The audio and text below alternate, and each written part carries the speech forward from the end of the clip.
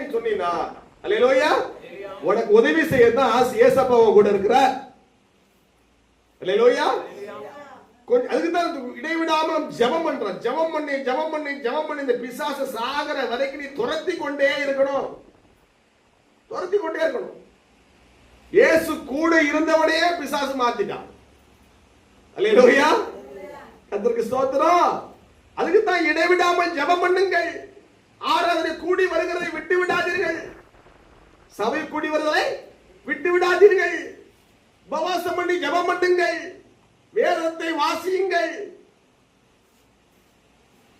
ஜெபிக்கிறோடு ஐக்கியம் வைத்துக் கொள்ளுங்கள். விறகு இருந்தா தான், விறகு வச்சுதான் அனல் அப்படியே இருக்கும். விறகு எடுத்துட்டா தீ அணைஞ்சிரும்.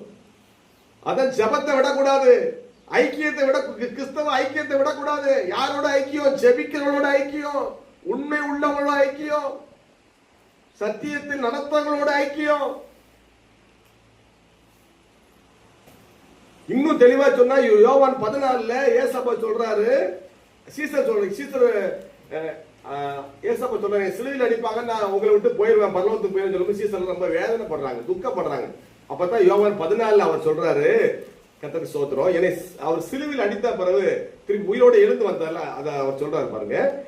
யோவான் 14 அதிகாரத்துல இவங்க ரொம்ப துக்கப்படுறாங்க. வசனம் 18, நான் உங்களை திக்கற்றவர்களாக விடேன், நான் உங்களை உங்களிடத்தில் வருவேன்.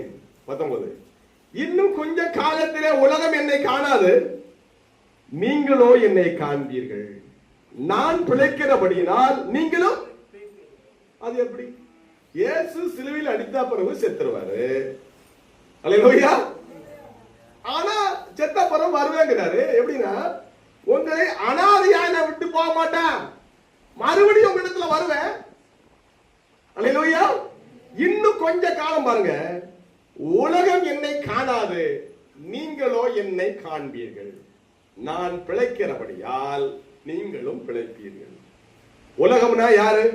அவிசுவாசமா இருக்கிறவங்க. அல்லேலூயா. இயேசு என்னோடு இருக்கிறார் என்ற அந்த விசுவாசம் இல்லாதவர்கள் உலகம். அல்லேலூயா. இயேசு என்னோடு இருக்கிறார், என் ஆராதனை பிரியப்படுறான்னு சொல்லிதான் அவரை ஆராதிக்கிறோம். இயேசு என்னை காண்கிறார், அவருக்காக கொடுக்கிறோம் என்று மனப்பூர்வமா தான் அந்த காணிக்கை நம்ம கொடுக்கிறோம்.